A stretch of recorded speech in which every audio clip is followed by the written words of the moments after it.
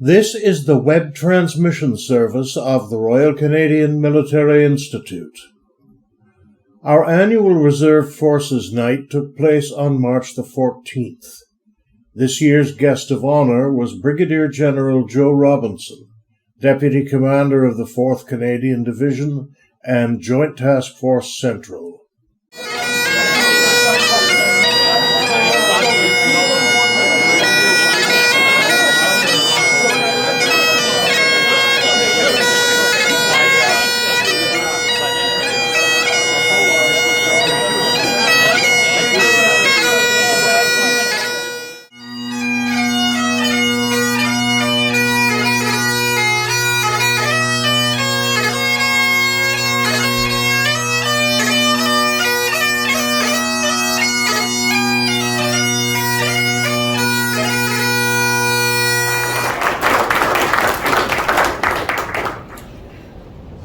Thank you very much. I'm a high school teacher by trade, so the fact that you're not looking at TikTok and you're not asleep, I'm going to already declare it a win and a success. So thank you for the kind words, Mike. Makes me sound so much grander than I am. Excuse me, I forgot my foot. Oh, that's all right. Far be it for me to separate a man from his point. I kind of asked Dr. Hoare, what do you want me to talk about? And he said, well, it's Reserve Appreciation Night. And that was it. So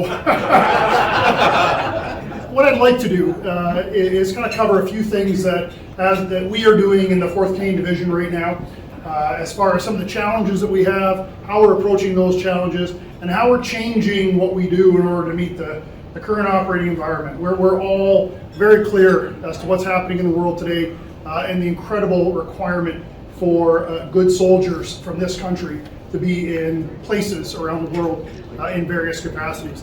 So what I'd like to do, and hopefully I can do this, ooh, look at that. So just in case you don't know, and again, as I look around the room, I will tell you that many of you are currently serving in the 4th Division or associated with the 4th Division and have heard me speak on a number of occasions, and much of this will be repetition. But nonetheless, reinforcing the message is always good fare. For those of you who aren't in the 4th Division, this may come as a new information to you. So not to tell you how to suck eggs, but this is the 4th Canadian Division. We, of course, are the largest division across the Canadian Army, and we consist of approximately 13,000 soldiers, 5,800 regular force, 5,900 reserve force, 620-ish, Scott can correct me on that, Canadian Rangers, and a large number of civilian employees. We're spread across 46 communities across the province of Ontario. And when you begin to break that down, I won't have a zoom shot into the province, but the vast majority of those communities are where our reserve forces are. The vast majority of those communities are where our Canadian Rangers are. And so when we talk about the 4th Canadian Division and who we are and where we are, it really is in the communities across our province where our reserve soldiers live and work on a daily basis, whether those be Army Reserve soldiers or whether they be our Canadian Rangers. And I will apologize to my naval colleagues or my Air Force colleagues. This is going to be a highly Army-centric focus, simply because, that's what we are. Good. Like a good infantry officer, we like a mission. This is the mission of the 4th Canadian Division. Now, you can read it, and I'm not going to read it off to you twice, as we, of course, do in our doctrine. But I do want to draw your attention to a couple of things from this mission. The mission is to force generate soldiers for combat capable soldiers for both expeditionary and domestic operations across various states of readiness. It doesn't say regular force soldiers. It doesn't say reserve force soldiers. It says soldiers. And what you'll see that I'm building a little bit of a case as to where we are today in the 4th Canadian Division by putting this forward. But this is who we are, and this is what we're moving forward with in our division. Now, to give you a little bit of a flavor as to what I'm seeing is different. That's fine. October of this year, I had the pleasure of going on a newly minted general's course in Ottawa, where many of us who were young and well, maybe not so young, but or newly promoted or going to be promoted, got to hear from our service chiefs and got to hear from our Chief of the Defense Staff. And one of the very key and clear messages that we received from the Commander of the Canadian Army was this, is that the success of the Canadian Army over the next number of years is going to be dependent upon the success of the Army Reserve. And you're going to see how that kind of rolls out over the next couple of minutes as I talk to you about our role as the Army Reserve within 4th Canadian Division and in the Government of Canada's obligations across the world, both in Latvia and other places. So just to give you, again, a flavor of where we're at today, or really kind of a couple of weeks ago. As of the 27th of February, you can see the total number of 4 Division personnel that were deployed. We had 930 deployed. Of that, 195 of those were reserve force personnel. That's expeditionarily. Domestically, you can see that we had 134 reservists deployed. Now that includes our Canadian Rangers as well. If we crunch the numbers, and again, I'm a history teacher, not a math teacher, so please correct me if I'm wrong, Scott. I know as a former principal, you'll hold me to this. That's 21% of our deployed personnel on the 27th of February in the 4th Canadian Division were reserve personnel. 21%. Now, I'm sure we're all tracking, or if you aren't, Canadian Army has said 20% of Canadian reservists would form our deployed personnel. This is at 21% right now. When we do the initial cut on what we are expected to roll out the door for Latvia Op Reassurance 2502, we're looking at about 23% reserve contribution from 4th Canadian Division. Depending upon what our regular force counterparts can actually fill from that tasking brick, it was likely to move up to 26% deployed reserve personnel for Op Reassurance. Now, again, I'm not a math teacher, but as was mentioned to me earlier tonight, well, that's like 1 in 4 people are going to be Army reservists kicked out the door in that rotation. That's the first of our rotations. That's in 2025. We're going to be moving to committed to other immediately following, and in 2027, 4th Canadian Division is going back to Latvia again, leading the multinational brigade group in Sector Northwest. So our reservists, many of you who are here in this room, we are pulling more than our weight right now. And so what? So when the Commander of the Army says the success of the Canadian Army is dependent on the Canadian Reserves, he's saying it because of a number of things. He's saying it because some of the challenges that we see across the Canadian forces today. Now, again, I'm telling you something you already know as supporters of our armed forces. You know, we're 16,000 people short across the Canadian forces. That's not reserves, that's everybody. That's a large number. We have had an increase in our operational commitment over the past year, and not just with what we're putting in the Enhanced Forward Battle Group, but also with the lead for that multinational brigade in Latvia, which means that we are going to have to put more soldiers out overseas. So what? So that's where the Army Reserve comes in. Because those numbers that we see, those lack of numbers across the infantry battalions and the armored regiments in the 4th Canadian Division and across the Army writ large, those seats are going to have to be filled by our soldiers. If we are going to be successful as a Canadian force, the Canadian Armed Forces, as the Canadian Army, it's going to be on the shoulders of the Army Reserve to fill those positions while we continue to recruit and while we continue to train. Now, one of the challenges that we have in the Army Reserve, of course, is recruiting. It's not a challenge everywhere. You know, when I stand here in Toronto and I speak to the brigade commanders, former brigade commander in the room, former COs of units in the room, this is a place where you have units at full capacity. We have other parts of the province where we struggle to get soldiers in the door. We have some challenges, and one of the challenges that we fit is our training capacity. We can't recruit more than we can train. We tried that, and we had huge numbers of ineffective soldiers who weren't trained, who that we couldn't use. We couldn't put on domestic operations, we couldn't put on expeditionary operations. So what? So the numbers that we have to come in the door have to reflect the numbers that we can actually physically train. In the old days, the height of the Cold War, we had lots of regular force support. The reality today is we don't. Why? Because they are training the regular force. And in fact, if you look at the numbers from that previous map, many of our reserve force personnel are also instructing our regular force personnel. So the burden falls to us to recruit and train our own people. And we have some other challenges. Many of you, I notice, particularly those from the 32 Brigade area, when I speak to you, you talk about, well, what about landed immigrants? The promise was landed immigrants could become Canadian soldiers. Absolutely. And we're having some struggles. And the struggles are security clearances. That is outside of the Army control. In fact, that is outside of the Canadian Armed Forces control. And we are assured that it is being worked on. It has cost us some credibility in particular groups across the country, but it is coming. We just have to be patient. So, retention, our second issue.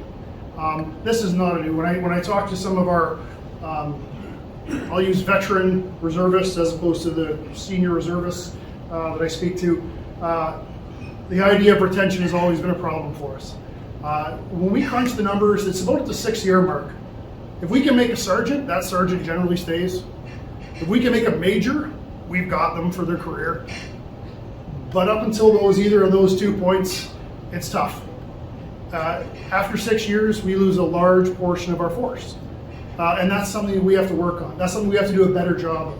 That's something that we have to be frank, as a division, do a better job of communicating between units, so that when a soldier leaves 4 RCR in London because they finished their Bachelor of Arts in something and they come here to Toronto, then we need them to parade with the Toronto unit and not just say, I've done my time and I'm moving on. We need to do a better job of that. And that's something, as reserve officers and senior NCOs, I think something we need to hoist aboard.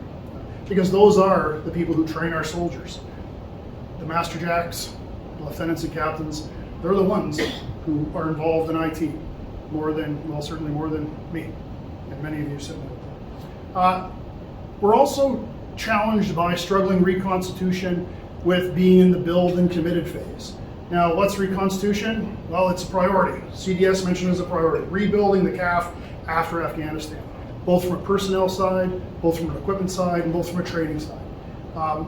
It is a struggle to do that, hand in hand with building our multinational brigade headquarters and our enhanced forward battle group to push to Latvia in 2025. It's a balancing act. Is it easy? Absolutely not. But it is something that we're working through. And to be frank, we're having some success, and we'll talk about in a minute why and how we're having that success. We're also undergoing some ARES policy review. Brigadier General John Voltonen, who many of you know, former deputy commander of this division, has hoisted aboard wholeheartedly many of the issues that we identified here in 4 Division, which is many of the regulations and policies that we have that were applied to the reserves were constructed in 1950. I'll see a lot of head shaking when I talk about pay sheets and how arcane those particular pieces of documents are. That ARES policy review is ongoing. And some of you, John McEwen, are involved intrinsically in those, are intrinsically involved in some of those examinations. Because we have to update those to reflect contemporary Canada. And to be frank, many of them don't. But that's something that we're working towards.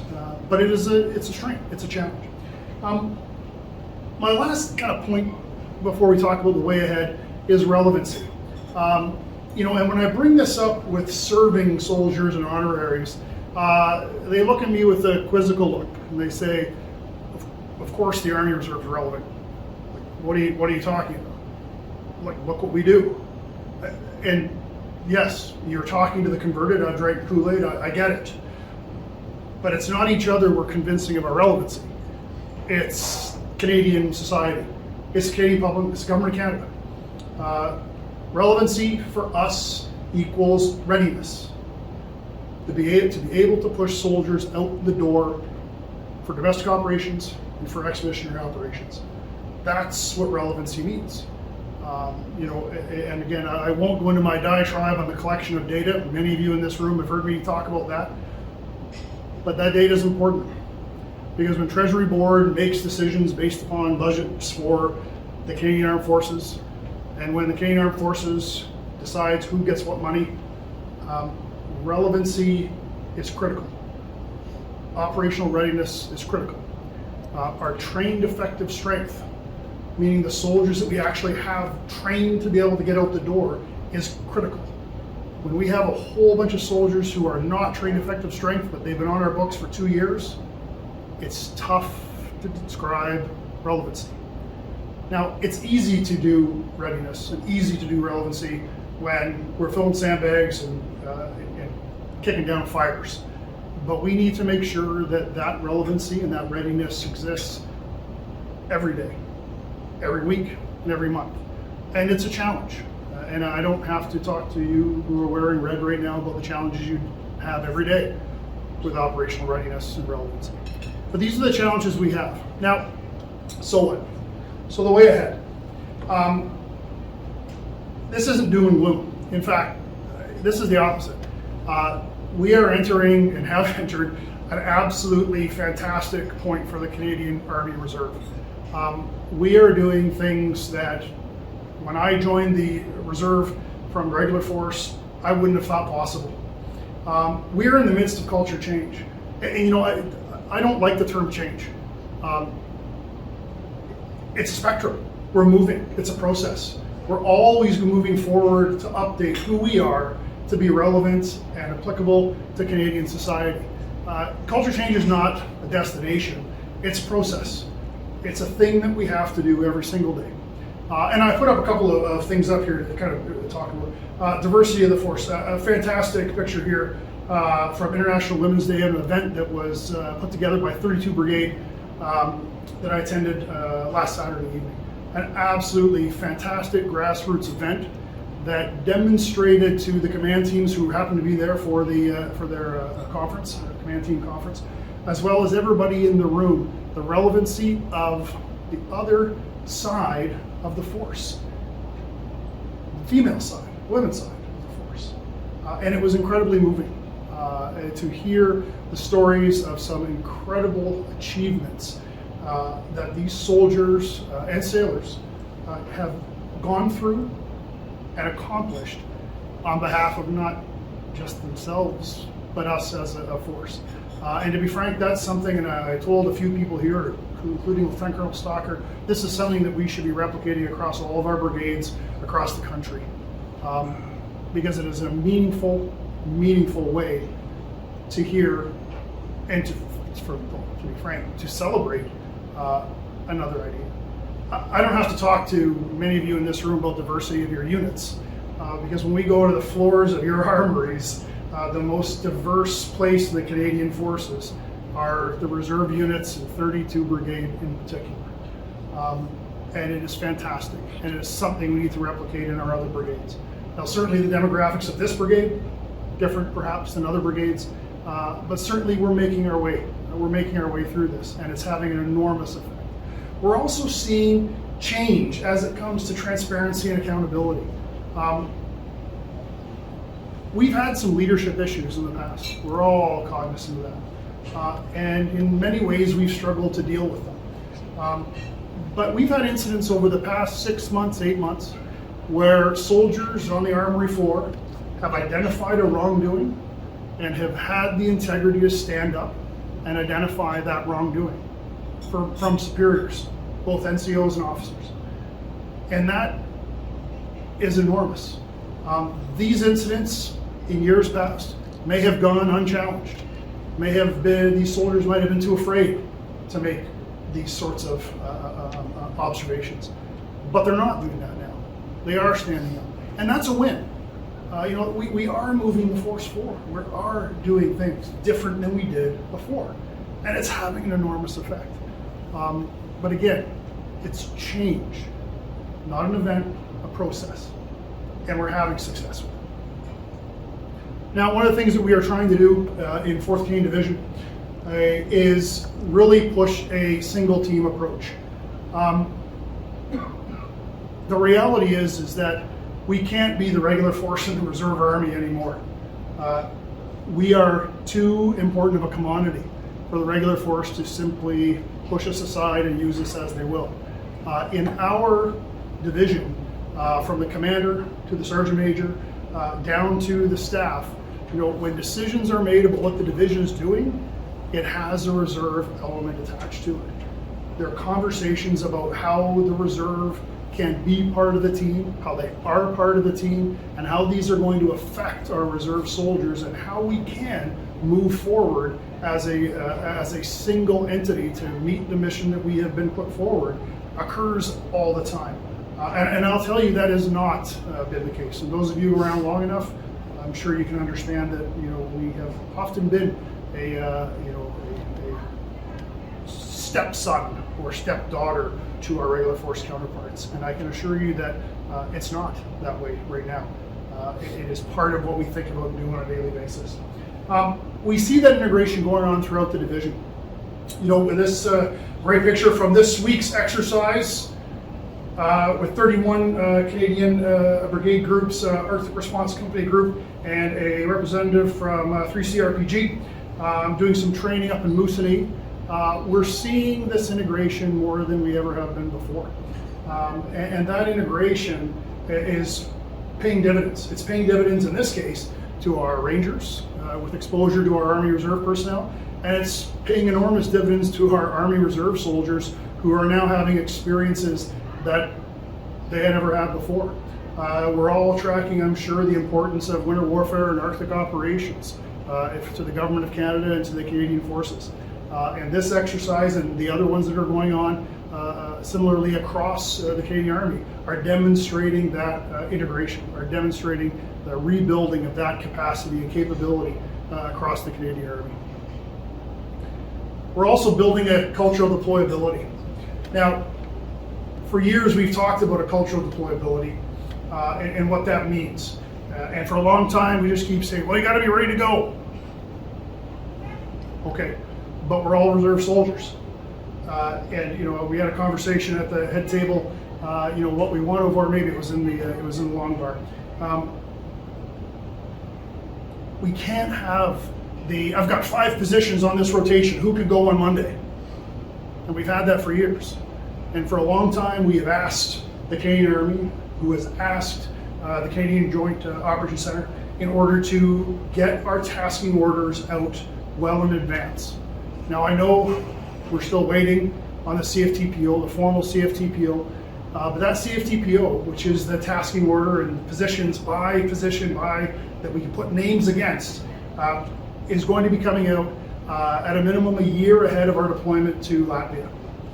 This is an enormous, enormous victory for us. Now, I know we don't have it yet, but we will. And when we do have it, that will allow our soldiers to plan and get themselves sorted. Their professional life, their civil life, their family life, in order to meet the requirements that we need moving ahead. It's going to allow us to train those individuals in the jobs that we need them to train. It's going to provide an enormous amount of dependability. And we ask for this because asking for reserve soldiers to deploy with 30 days notice is very short. Dependability is from an early identification. Now, we as reservists have an obligation there, because we fought the fight to get this out early, so soldiers can say, hey, I'm going to go in June 2025 as a LAV gunner. And that's going to allow us to train that soldier as a LAV gunner. It's going to allow us to get them dagged and everything ready to go, get them integrated with their unit before they deploy overseas. Our job now, of course, is to identify those individuals and keep them in those spots moving forward. This is the first time we're going to go through this with such a large lead time. I truly believe it's a game changer for us in the Army Reserve. It's a management piece. It'll be management. Those of you who serve in the 4th Canadian Division will have heard the commander say this 1,000 times. What we're doing now is putting forth this, Sony. Infiltrators.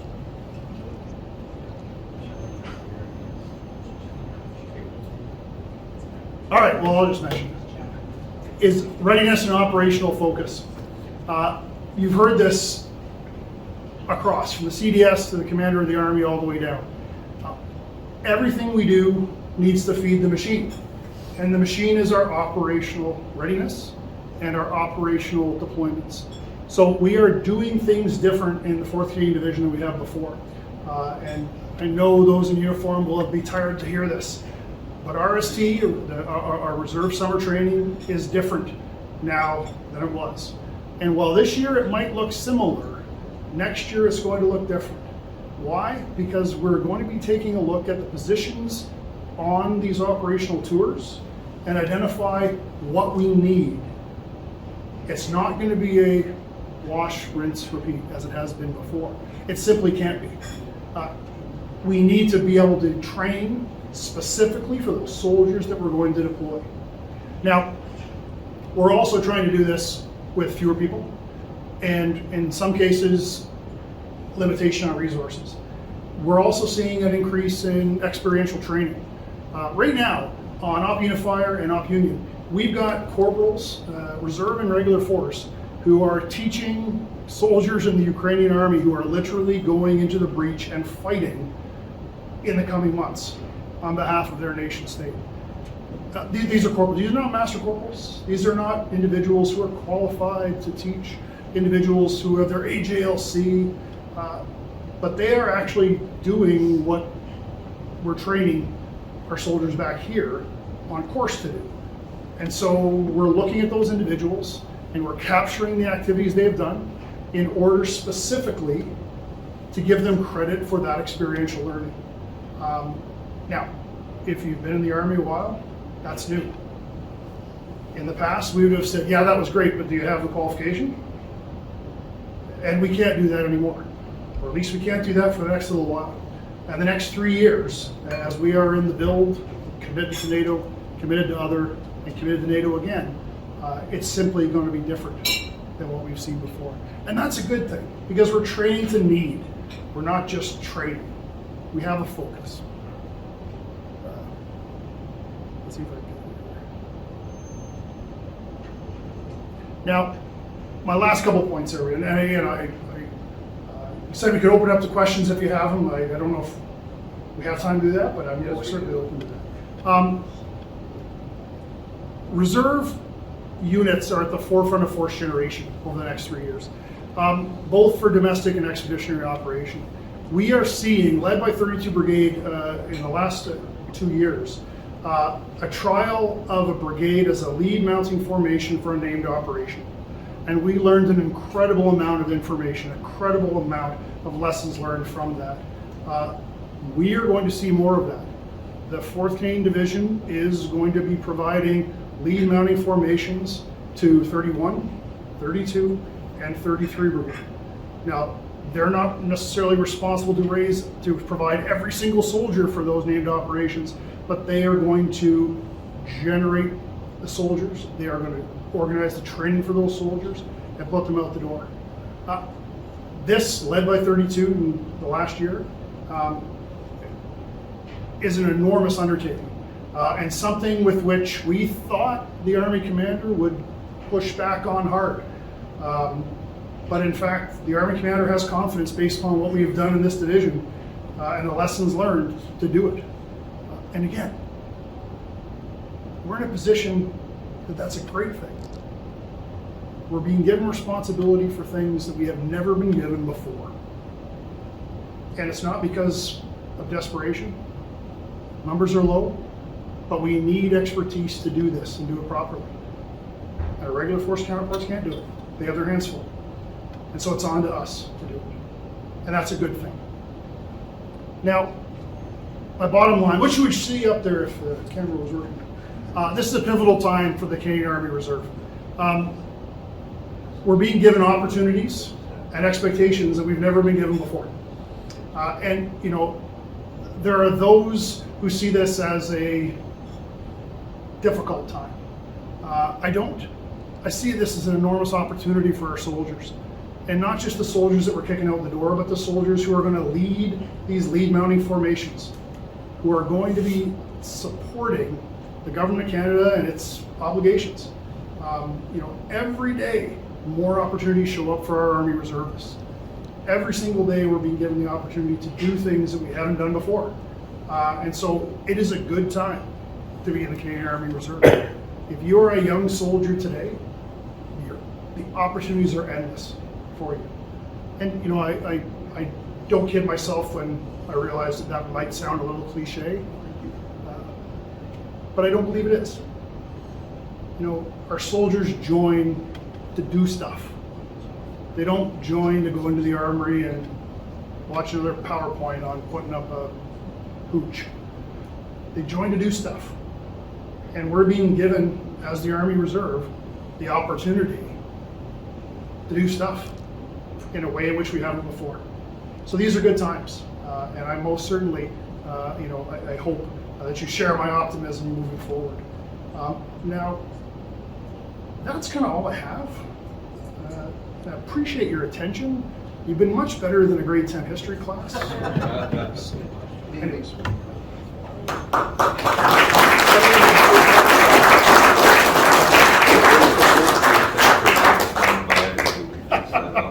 That's okay. So we're going to ask for questions, no comments and questions first. Okay? Sure. Any comments or questions of the general? Nobody, oh, the first one, yes, please. Julie, so I'd like to know, I think everything sounds very optimistic and upright, but is there the money to support all of the reserves in going through this process? That's a great question. You'll notice that it wasn't on my slide. The challenges. The budget rationalization, which again, we're all tracking, 900 million, almost $1 billion for this first year. We, in the 4th Canadian Division, through some very great people on our finance side, our portion of that rationalization will not interfere with reserve training, nor will it interfere with 2C and BG, the regular force brigade, who is gearing up for operations. Now, will that be the case in subsequent years? Don't know. But we anticipate that what we're going to receive in our budget allocation for this coming fiscal year, and with what we have already said, here's what we're going to cut. Stuff that's cut is not from the pointy end. Technically, we didn't really spend it anyways, but that's another story. Should not affect, at least within the next year, what we're trying to do in our division. Are they there? Of course they're there. But for us in 4Div, we've put a lot of staff work into trying to shield our operational capability and our training from those rationalizations. Am I answering your question? Yes? Sure. With regards to experiential learning, what's a process in 4th Canadian Division for us to be able to kind of enact that or fulfill that? Like, hey, one of your troops went deployed overseas, they taught Ukrainians X many things. How do we get any qualification for that? Is there a mechanism for it? Or is it just cement aplar, fingers crossed with seat sticks? So the short answer to that is we're still sorting out how to do it. From the Army Commander directly, we will integrate experiential learning in everything we do. Everything. So how we do it, the devil's in the detail, and we're still sorting that piece out. I don't have a good answer for you there, but I will tell you that with our soldiers overseas under insurance right now, not just ours, but other divisions, those things are being captured. How we then integrate that into the training system is a good question. I will tell you the CADTC and CTC have very clear direction from the Army Commander that this is something we will do. Not a nice to do, but we will do. Now, the question of everything you do experiential learning, does that grant you the qualification? Maybe not, but it'll grant you a portion, and we can reduce the amount of time on your course so you don't have to be away from your family as much. Or you can do other stuff. Can I answer your question? Yeah. It's not a great answer, but it's one I got. Yes. Andrew's right over General, Andrew Zaytoon with Pro Horse Guards. I wanted to thank you for your words first. I wanted to talk about your comments on train to need the impact of collective training and the loss of collective training on trades like armor. But it was actually your comments on incidents, International Women's Day, and the fact that we appear to be improving because people are speaking up. And over the years, I've raised this point in this forum and others. We have the appearance of leadership talking down to the junior levels to say, do this, here's what we're doing.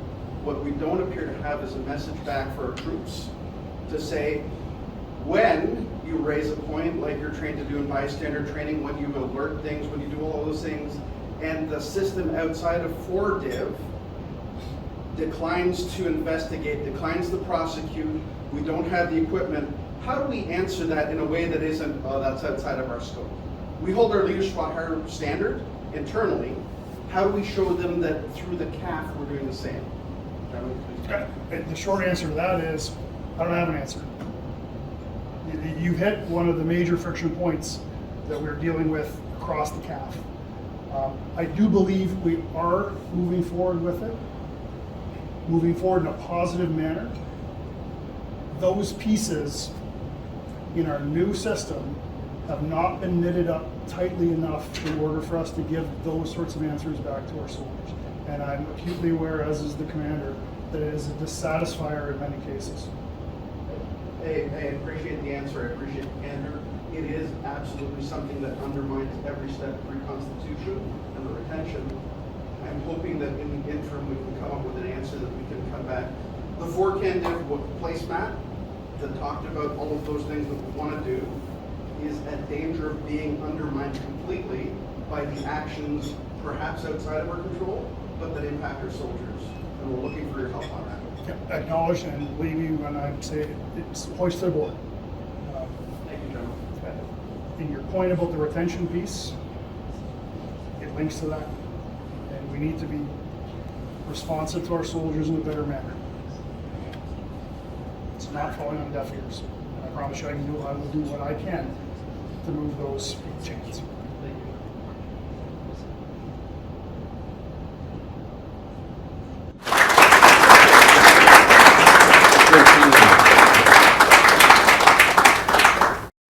This has been another in our series of webcasts produced by the Royal Canadian Military Institute in Toronto as a public educational service. You can find news of upcoming events and links to our webcast archives at www.rcmi.org. On behalf of the RCMI, this is Eric Morse saying goodbye for now and thank you for joining us.